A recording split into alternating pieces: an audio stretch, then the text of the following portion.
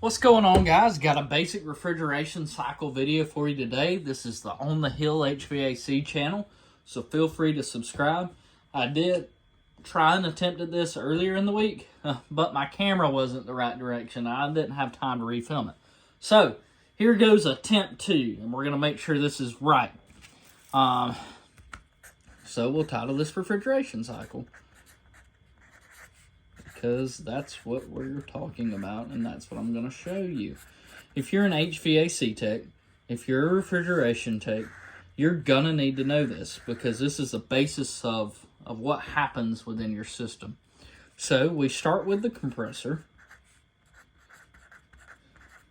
and this is easy to remember the job of the compressor, because it compresses. It's going to be compressing vapor refrigerant. Once it leaves the compressor pumps it out into the discharge line.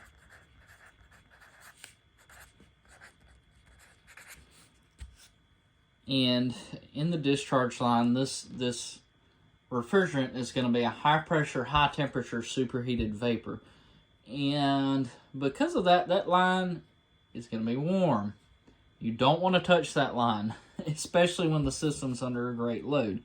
And before we go any further, I want to mention too that this is something you need to get in your head, that pressure and temperature directly correlate. So if pressure goes up, temperature goes up. If pressure goes down, temperature goes down. Remember that. Take note of that. Pound that into your head. Once we leave out of the discharge line, we're going to go into the condenser coil. And it sort of kind of looks like this inside that condenser coil. But once you get around this equipment, you'll be able to better visualize this. So your condenser is, or your outdoor unit, it's going to include your compressor, your outdoor fan motor, and of course your condenser coil. And that's what we're going to call this part, the condenser coil.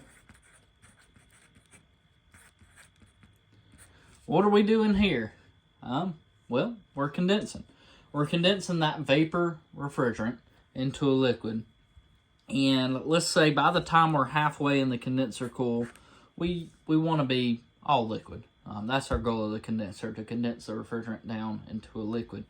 Once we leave the condenser, we're going to go to a metering device. The metering device creates a pressure drop in the refrigerant. And we'll have a more advanced video later explaining why the metering device does that, why we have to create a pressure drop. But right now, I just want to go over the basics, the parts, and sort of what they do. After we leave the metering device, we're going to go to the evaporator or your indoor unit. Of course, you've got different types of coils in your evaporator, and you'll start to see some of those once you get in the field and getting around some of this equipment. So, the purpose of the evaporator is it boils the refrigerant. It changes state from a liquid back to a vapor. You can go ahead and write that here. That is the evaporator coil.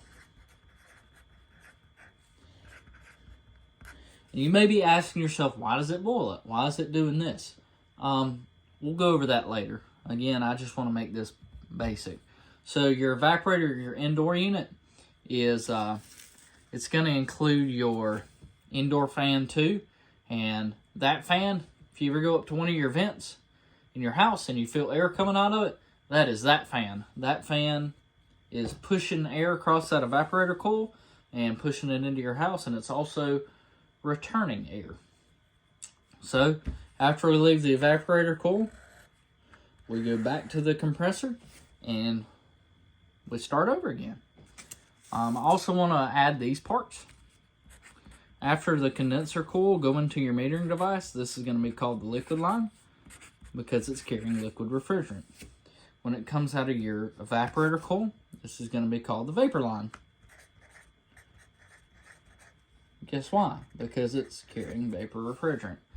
So guys, little short video for you, but that's the basic refrigeration cycle, and we'll we'll go over this more in depth in another video. Why does this do what it does? Why does it boil refrigerant? Why does it have to condense refrigerant? Why does it have to create a pressure droplet metering device? We'll go over some of those things in our next video. But guys, that's just the basic refrigeration cycle for you.